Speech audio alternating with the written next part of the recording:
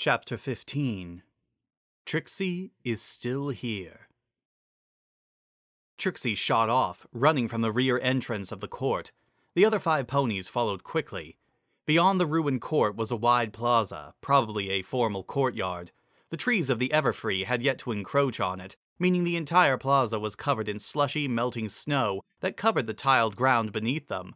Trixie had paused as she entered, letting out a huge sigh of relief as she did. A slight tingling sensation was running across her body, but she chalked it up to nervousness, fear, and mounting exhaustion. Sitting in the plaza near the exact center was what looked like a sculpture made from obsidian. Rising in its center was a pillar of the volcanic glass, about 10 feet tall. At its tip stretched more than a dozen long spikes made from the same stone, each of a different length. The 5 longest spikes at the end were impaling 5 stone spheres, each of which bore a different marking carved on its surfaces. It looked almost like a sculpture of a star in nova, and definitely looked far too delicate to have possibly withstood a millennium, if not being tended to by master stonemasons. The most interesting part of the statue, though, was that it was bare and smooth. Despite the low fog and the snow all around it, the statue itself was dry. Even more so than the rest of the palace, the place seemed somehow utterly still and inert. Trixie let out a sigh of relief as she turned around, gesturing to the statue. "The elements of—" she began when she noticed that the other 5 ponies were casting their gazes around in panic, none of them looking at her. "Where'd she go?" Carrot Top demanded as she trotted forward several places, nearly running down Trixie before the unicorn sidestepped out of the way. "Trixie? I'm right here," Trixie said, looking down at her hooves. Or trying to anyway, as her hooves seemed to have vanished, along with the rest of her body and clothing. "Or not. Okay, I'm invisible. Must be the poison joke." "She can't just have disappeared," cheerily interrupted. "I totally can," Trixie noted. "But maybe one of the traps was still active?" Ditsy Doo asked as she beat her wings several times, getting into the air as she searched the courtyard's surface, presumably for any sign of a trap having gone off. "Every pony stayed in place for a second." "And I'm inaudible," Trixie observed, eyes narrowing. Not that any pony could see her look of consummation, apparently, but at least she knew she was making it as she trotted over to Carrot Top, who was nearest. "Except I can hear me. I can't see me, though. That doesn't make a lot of sense." Trixie extended a hoof and poked Carrot Top's neck. "Gah!" the Earth Pony exclaimed, leaping sideways in fright. "Something just touched me." "What?" Raindrops asked, joining Ditsy Doo in the air, though looking more like she intended to land with extreme prejudice on something rather than remain in the air for safety. "What was it?" "I don't know." Trixie sighed, looking down at the slush in the ground and drawing out a few letters. Or trying to. Her hoof just seemed to pass through the slush without being able to interact with it all. Which admittedly made sense to an extent, since no pony had noted hoof tracks with no owner being made when she had gone up to Carrot Top. "But I can touch you guys," Trixie noted. She tried her telekinesis and found it similarly unable to affect the slush, but a brush of Carrot Top's hair was apparently possible, eliciting another surprised shout from her, as despite her telekinesis working, the normal telltale blue effervescence was missing. Trixie thought a moment, then stamped her hoof. Not that it made a sound, when an idea came to her. She took off her hat and cape, also rendered invisible, somehow. Trixie did not understand Poison Joke's rules, and threw the latter around Carrot Top's neck, despite her protests, and then setting the former down on top of the Earth Pony's head. Carrot Top froze in place. "It's on me," she said in a very quiet, frightened voice. "Whatever it is, it's on me. My back and my head." The other ponies approached cautiously, as Trixie observed, waiting for them to figure things out on their own. She frowned even as she did, though. "You walked into the poison joke first," she observed. "Why weren't you affected first?" Lyra had reached Carrot Top first. "Your head?" she asked softly, staring just above Carrot Top. The Earth Pony nodded. "Must be Earth Pony fortitude," Trixie decided, waving her hoof through the slush again. It was a unique sensation, passing through solid matter, or solid-ish matter anyway. "Unicorns are more delicate than Earth Ponies. Raindrops will probably be next, then you."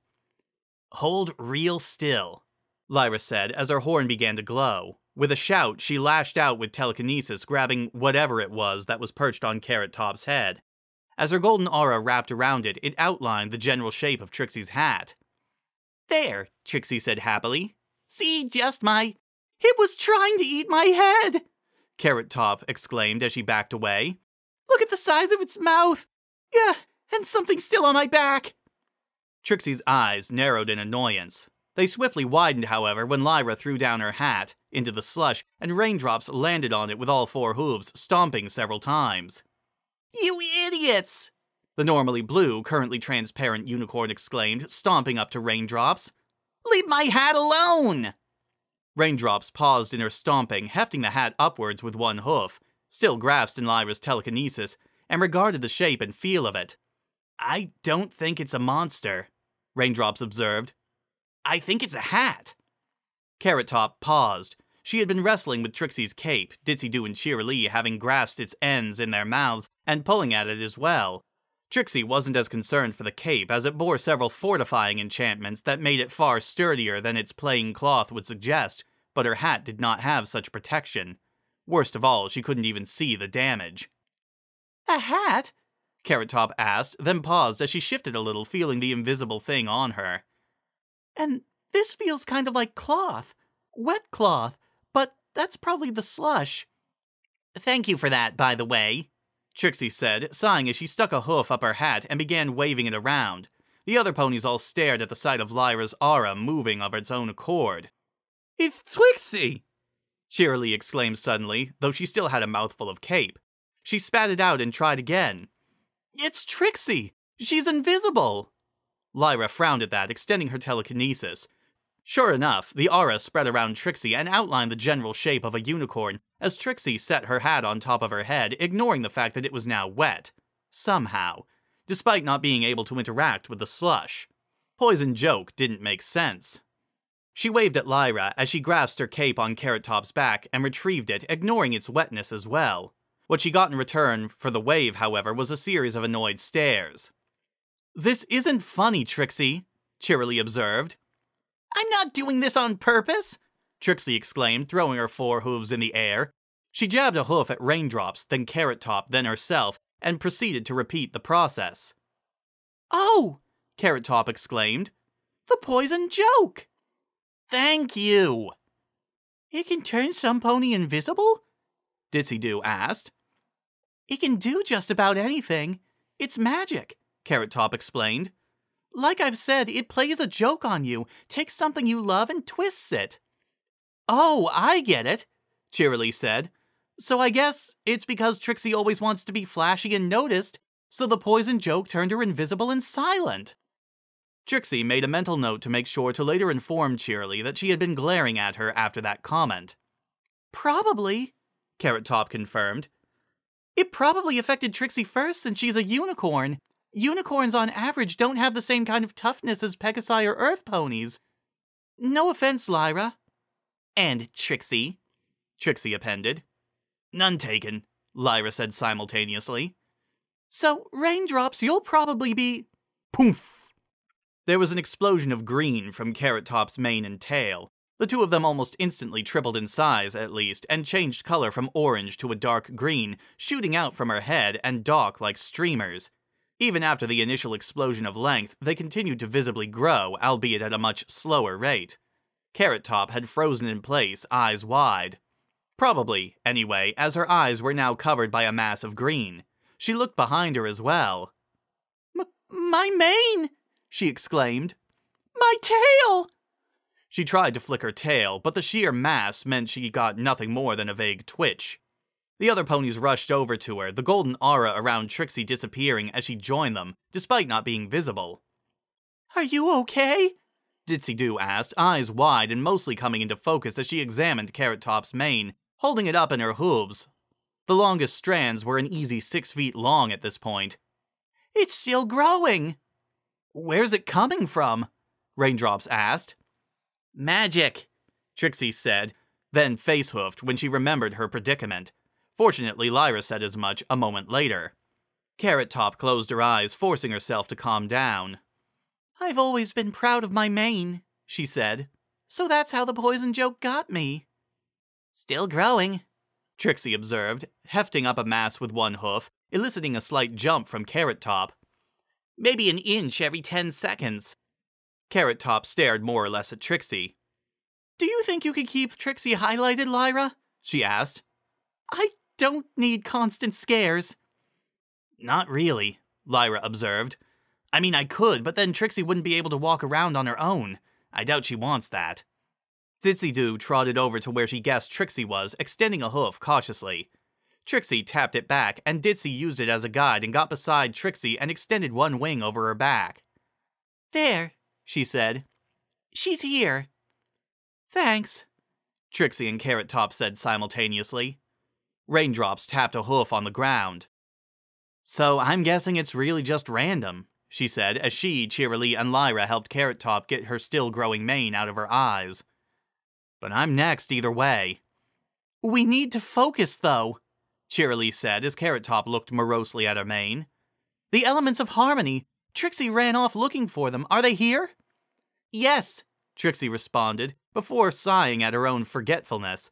She gently extended her telekinesis around Ditsy-Doo's head and neck and made the Pegasi nod. Surprisingly, Ditsy didn't resist. Apparently, she'd anticipated that Trixie would need to do that exact thing. She's making me nod my head, Ditsy said. So that's a yes. Poof! Every pony blinked at the sound and turned to look upwards, except for Raindrops. The jasmine-coated Pegasus, having grown to be more than 30 feet tall, looked down instead of at the other 5 ponies. She blinked a few times. And now we know, she boomed, every other pony covering their ears at the sound of her voice, which had dropped several octaves, and was loud enough to be felt as much as it was heard. Sorry, she whispered after a moment as she backed away from them gingerly, her hoofsteps shaking the ground slightly, and sat down as best she could in what had suddenly become a somewhat narrow space for her. You okay? Carrot Top asked, brushing her still-growing mane out of her eyes. It was now at least 8 feet long, and her tail was even longer. Fine, Raindrops responded, though her size meant it was still as loud as a normal pony's regular speaking voice. She looked between each of them. Why are you giant now? Cheerilee asked. Insecurities about being a big clumsy oaf when flying, probably, Raindrops observed. Either that or insecurities about my anger problems and the possibility that I might hurt some pony when I'm being a big stupid ball of fury. You have an anger problem? Lyra asked. But you seem calm. Oh, she has them, Trixie confirmed, vividly remembering the events of Stars Above. Had it really only been yesterday afternoon? It seemed like forever. Trixie stifled a yawn, then realized that no pony really could have seen her anyway, so there wasn't much point. Raindrops also nodded in confirmation to Lyra's question. I've got a lid on it, mostly. She looked down at Cheerilee. Anyway, you were saying? The Earth Pony blinked a few times at how well Raindrops was taking her new size, then shook her head and looked back to Ditsy-Doo, or rather Ditsy's left, where Trixie was still under the Pegasus's wing. So, the elements are here, she said. Where? Trixie pointed to the obsidian statue, paused, slapped her face with her hoof, and then grasped Ditsy's hoof and made the Pegasus point. The other ponies all looked at the statue, Lyra's horn beginning to glow as she examined the statue. I don't feel anything, she said. Raindrops groaned. They're fake? She demanded, forgetting to whisper. Lyra shook her head quickly, lest she anger Raindrops the Titan. No, I don't feel anything. Magic is supposed to be everywhere and in everything. Even when I was over-channeled, I still had a bit left in me, and always would. But looking at the statue, it's almost like all the magic has been stripped away from it. She shivered slightly. I didn't know that was possible. I was happier not knowing that was possible. Trixie nudged Ditsy-Doo slightly, and the two began trotting forward, up to the statue, stopping within a few feet of it. Trixie reached out telekinetically and began yanking on one of the orbs. It came free surprisingly easily. When it reached Trixie, it was completely smooth stone except for an arcane mark carved into the surface. The spot where the obsidian spike should have been impaling it had simply disappeared. Kindness, she stated, handing the orb off to Ditsy-Doo. The other ponies, sans Raindrops and with Carrot Top, now lugging an easy 12 feet of mane and tail, crowded around, looking at it. "That's kindness, I think," cheerily remarked with Lyra nodding. "Lyra, Trixie, do you think you could get the other 4 down?" It took only a few seconds for the 2 unicorns to take down the 5 orbs, setting them down in a pile that the ponies quickly surrounded, looking over. "Generosity," Lyra said, pointing to the one in front of Carrot Top, then began counting them off. "Honesty, laughter, kindness, and loyalty," she finished with the one in front of her. "At least, that's what they told us in Canterlot." "We're missing one," cheerily noted. "The 6th element." "Which one was that?" Carrot Top asked. Cheerily, Lyra and Trixie all shrugged. "It's a mystery," cheerily explained. "No pony knows. And whenever any pony asks Princess Luna, the rumors say she just smiles." "It's not a rumor," Trixie said. "Luna loves being mysterious. It's annoying." No pony heard her, of course. Instead, Cheerily began trotting around the statue. "I don't see the 6th element." "It's not here," Trixie said. "It wasn't the last time either. When I asked Luna where it... Why am I bothering?" "Did some pony steal it?" Raindrops asked as she squinted and leaned forward, looking closely at the nearest element to her, Honesty. Trixie once again grasped Ditsy Doo's head, though this time she made it shake. "Trixie says no," Ditsy Doo answered. "So where is it?" Lyra asked. After a moment, she realized her mistake. "Right, yes or no questions. Is it nearby?" "Maybe?" Trixie asked, sighing. She tried to conjure up an illusion of words with her horn, but like the telekinetic aura, it was invisible, and nor could she conjure ghost sounds. "Just write it in the slush already," Lyra insisted. "You're being added to my list of ponies I'm going to glare at later," Trixie responded. She shook Ditsy Doo's head. "I don't think she can," the Pegasus said, as her head shook. "She'd probably have thought of that already if she could." "I like you the most, Ditsy Doo," Trixie said as she got out from under her wing, then put a hoof to her shoulder and used the point of it to trace out a letter on Ditsy's coat. She continued doing this a few times until Ditsy Doo put the idea together. "Okay," Ditsy said. "Hang on, Trixie's going to write on my coat. Sort of. I get the idea. Trixie, just go slowly." "It's my first time, too," Trixie said under her breath, chuckling a little as she began to write. "No pony knows," Ditsy read. "Luna didn't tell me. Just gave stupid riddle." "What was it?" Cheerily asked. "Said it was right beside me." The ponies all thought about that one. "That?" Raindrops asked, extending a massive hoof and pointing at the statue. "The statue itself?" "No," Ditsy responded as Trixie wrote. "That was behind me." "Oh!" Cheerily exclaimed. "Magic! Like your cutie mark, get it? Because it's beside you!" Trixie rolled her eyes. "No," she had Ditsy say. "That's on me, not beside me." Cheerily deflated somewhat. "Oh," she said. "Right." "Maybe it was Princess Luna?" Ditsy guessed, then read out her response. "No, she says Luna was in front of her." The Pegasus paused. "And that she hates Luna right now." "Gotta admit, I'm not too fond of her right now either," Raindrops whispered. "Saving the world shouldn't be this hard. The steps shouldn't be something like journeying through a deadly forest to a ruined castle past death traps in order to retrieve ancient artifacts and then figure out how to use them. It should be something simple, like push the button." "Trixie agrees," Ditsy said as Trixie made her nod her head, then read as Trixie wrote, "Trixie says she's tired." Cheerily sighed at that. "She's got a point. We need to rest. We've all been up too long and aren't thinking straight. We should just take the elements and hide them somewhere." Trixie sighed. "Can't move them, remember?"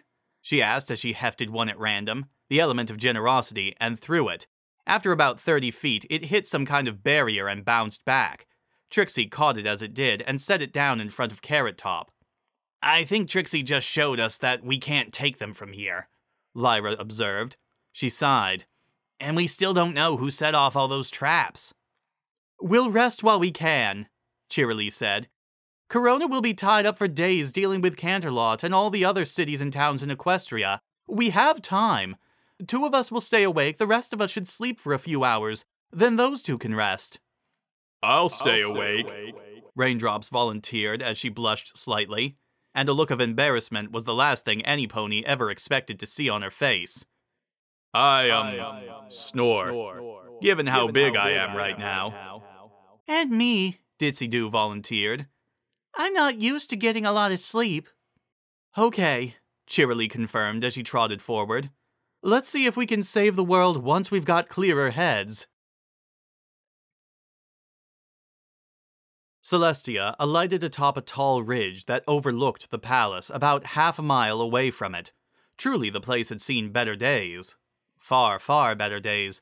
To see the once proud structure fallen into disrepair and ruin, fighting a losing battle against the encroaching vegetation of the Everfree Forest, nearly broke her heart. Perhaps, once Canterlot was dealt with, she would rebuild the palace and make it her capital.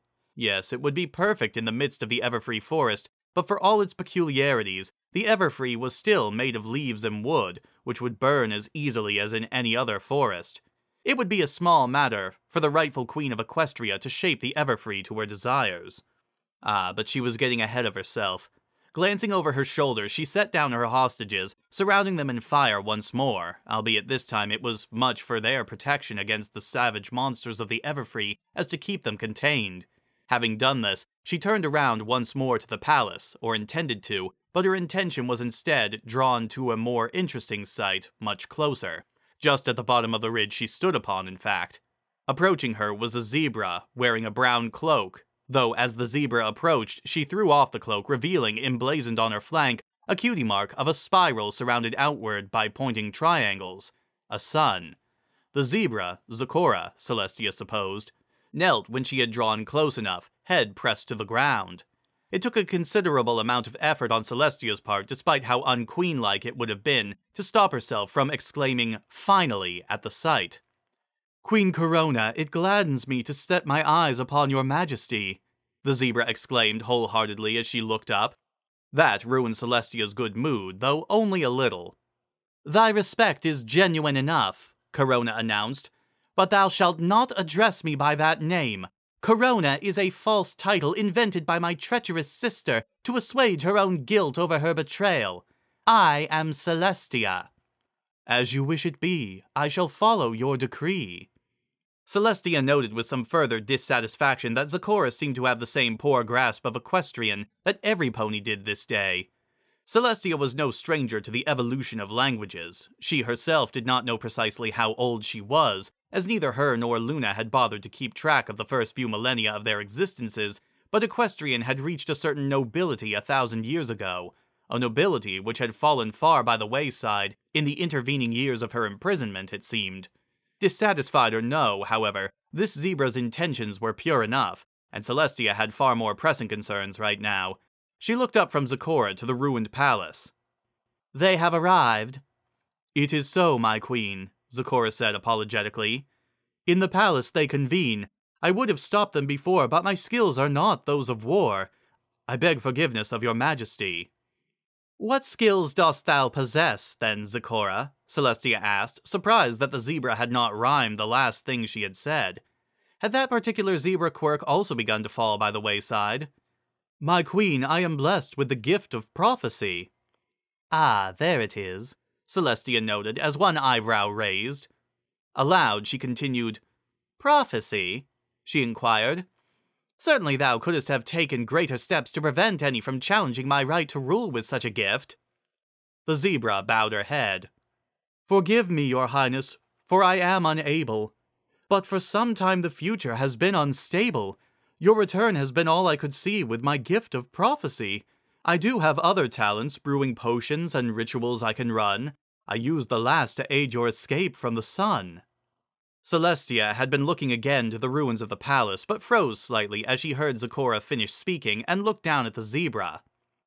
What? she demanded. Thou believes that I require thine aid to free myself? Zecora blinked.